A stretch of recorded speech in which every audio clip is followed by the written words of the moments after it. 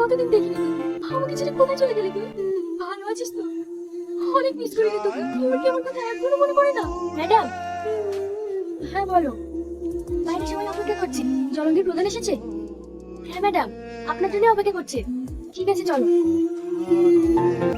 এই সেই তখন থেকে এখানে কার জন্য অপেক্ষা করছি বলতো? সামনে তাকিয়ে দেখ, তাহলেই বুঝতে পারবি। ও এত সুন্দর আই করে এমএলএ দেখি রে। এ তোর ভাবের দিকে বেশি নজর দিস না। আচ্ছা আচ্ছা ঠিক আছে। বাবা ভাবি মানে? যেটা ভাবছিস সেটা কিছুই হবে না। এদিকে আয়।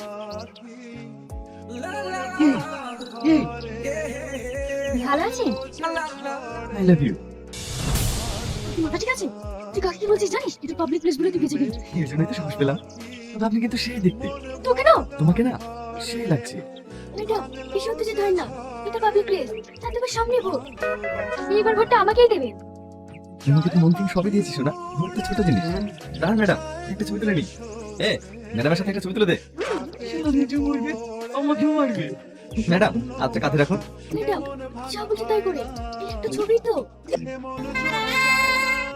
তোকে আমি দেখে নেবো। আব্বু বারবার নিষেধ করেছিল বাড়ি যাচ্ছ যাও, অচেনা মানুষের সাথে বেশি মিশো না। কি বলতে যে তোর সাথে বন্ধুত্ব করতে গেলাম? বেশি বকিস নি তো। বেশি বকবে না মানে? তুই যেটা করলি তাতে আমাদের মরদের টিকিট কনফার্ম। তুই গ্রামে বেড়াতে এসে বেড়াবি, এইসব ঝামেলার মধ্যে ঢুকছিস কেন? চল কোথায়? এদিন নিচ্ছে। ম্যাডাম, আপনি উঠতে যেতে হয় না। এই একটু শান্ত হন। কি করে শান্ত হবো? ওর এত বড় সাহস। ও আমাকে আই লাভ ইউ বলে। ম্যাডাম, এই দিকে দেখুন। এমএলএ ম্যাডাম হঠাৎ করে আপনার কথা ধরলো কেন? দেখুন, ভালোবাসার মধ্যে এরকম টুকটাক ঝামেলা হতেই পারে। এখন আপনি যদি অন্য একটা ছেলের সঙ্গে কথা বলেন তাহলে আপনার সঙ্গে রাগ করবে না? মানে? আমরা দুজনকে 7 বছর থেকে ভালোবাসি। কি? হ্যাঁ, কাল আমার এক বান্ধবীর সঙ্গে কথা বলতে দেখে ওর একটু অভিমান হয়েছে। আমি এতে কিছু মনে করি না। আসলে আমাকে অনেক ভালোবাসে তো। ভালোবাসার মাঝখানে একটু আধটু শাসন করার অধিকার সবার আছে। এই দেখুন, ওর নাম করতে না করতেই কল চলে এসেছে। হ্যাঁ জান, তোমার ব্যাপারে কথা বলছিলাম। সরি শোনা, আমি কার সঙ্গে কথা বলবো না। আচ্ছা ঠিক আছে, তোমার ফোন বেরোলেই আমরা দার্জিলিং ঘুরতে যাবো। আমি ওকে কখন কল করলাম? আপনারা দেখতেই পাচ্ছেন তোমার এমএলএ হয়েও একটা সাধারণ ছেলেকে 7 বছর ধরে ভালোবেসে যাচ্ছেন। প্লিজ তুই না। তুমি তাড়াতাড়ি রাত পাবে আমার সামনে নিয়ে আসতে বলো। চল বলার ছাড়। গলা ছাড়বে মানে? চল।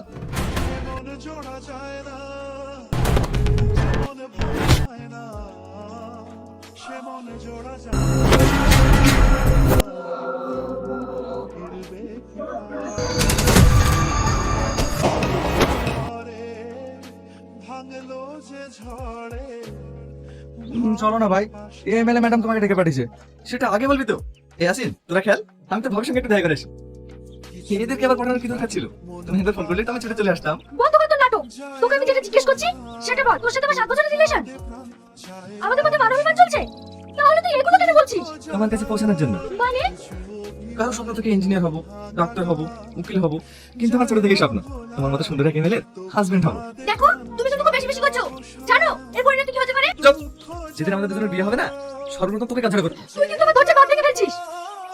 শান্ত হতো, দেখি মোবাইলটা। নাম্বারটা সেভ করে দিলাম, যখন মন চাইবে কল করো। টাটা। এটা আমার সহ্য হচ্ছে না। তুমি তাড়াতাড়ি গাড়িকে ফোন করো। ম্যাডাম, এই বিষয়টা কি স্যারকে জানানো ঠিক হবে? তোমাকে ফোন করতে বললাম না? স্যার, তুমি না ফোন করেছো? হ্যালো, আমি আসছি। আজকের বিশেষ খবর, হোম মিনিস্টার স্বয়ং দিল্লি থেকে নবাবগঞ্জে আসছে। তিনি যে কি কারণে আসছেন সেটাই আমরা তার মুখ থেকে সরাসরি জেনে নিই। স্যার, আপনি যে এতদিন পর হঠাৎ করে নবাবগঞ্জে ফিরছেন, তার বিশেষ কারণটা জানতে পারি? আমার সেখানে কিছু কাজ আছে, তার জন্যই আমি ওখানে যাচ্ছি। স্যার, আমরা শুনলাম আপনার মেয়ে একটা ছেলেকে ভালোবাসে। এটা কি সত্য? দেখুন, এই বিষয়ে আমি কিছু বলতে চাই না। Sir plan success. দেখা বোন, তুই এখানে কিছুদিনের জন্য ঘুরতে এসি, তুই এইসব কেন করছিস বলতো? সময় হোক, সব জানতে পারবি। এত কিছু তো ঘটে গিয়েছে, তুই আমাকে একবারও জানানোর প্রয়োজন মনে করিসনি? Sorry daddy. ছেলেটা কোনো নাম্বার আছে? হ্যাঁ ড্যাডি। ওকে ফোন লাগা। হ্যালো, হ্যাঁ জান বলো। দেখেছো ড্যাডি? কতটা অসভ্য।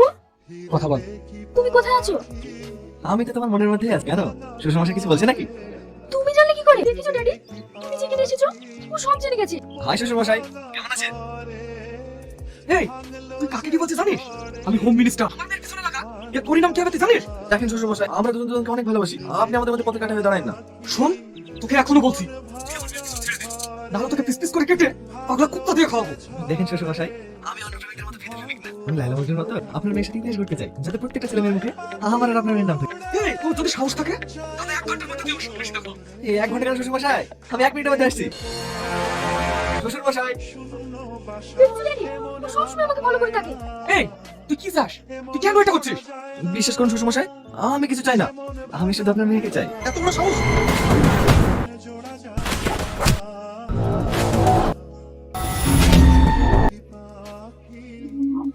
তোকে খুবই ভালো বলছি, তুই আমার মেয়ের লাইফ থেকে সরে যা, না হলে না হলে কি শ্বশুর মশাই, আপনি আমার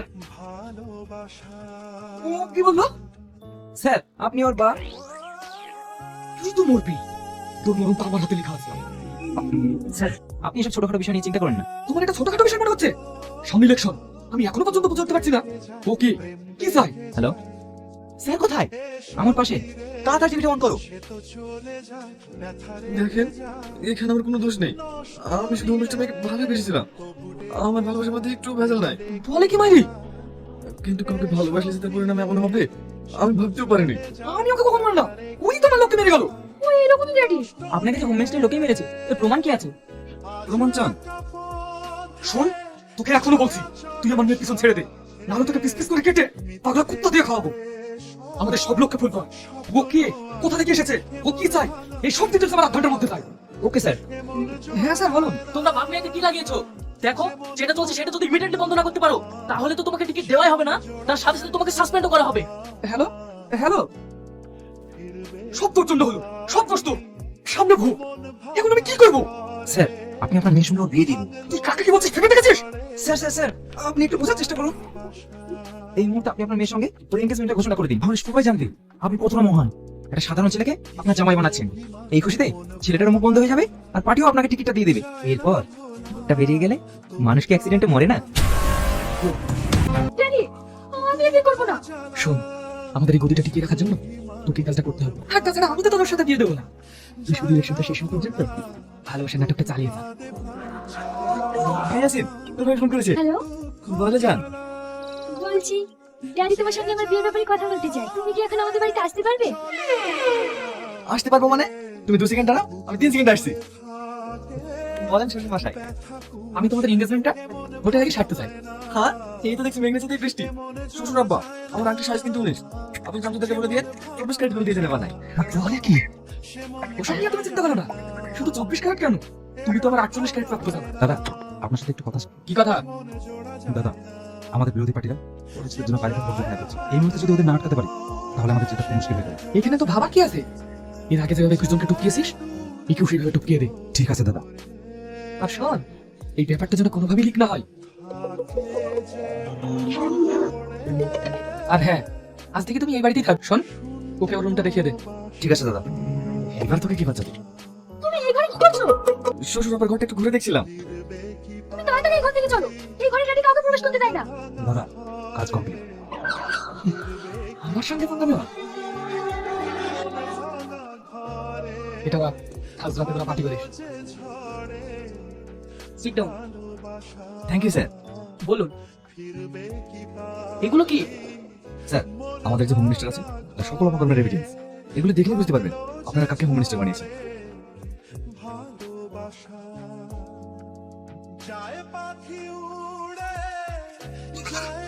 আমাকে বেরো, তোমরা যা চাইবে আমি সব দেবো। আপনাকে মারার ইচ্ছা আছে, আপনি কি করবো বলো? হোম মিনিস্টার বানাবো। স্যার হাই কমিশন ফোন করেছে। হ্যাঁ স্যার বলুন। আপনি তাহলে অর্জুন সরকারকে খুন করেছেন? কি বলছেন স্যার? আমি কেন অর্জুন সরকারকে মারতে যাবো? দেখুন, আমার কাছে আপনার সমস্ত অপকর্মের এভিডেন্স আছে।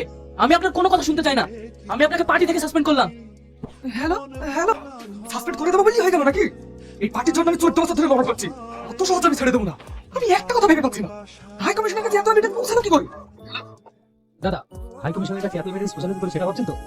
পৌঁছেছে, সে আর অন্য কেউ না, আপনারই হবু জামাই। আমি তখনই বুঝতে পেরেছিলাম এ কোনো সাধারণ ছেলে না। আমার পিছনে লাঠি মারা। এই গাড়ি বের কর। স্যার কোথায় যাবেন? শিবুর কাছে। কি?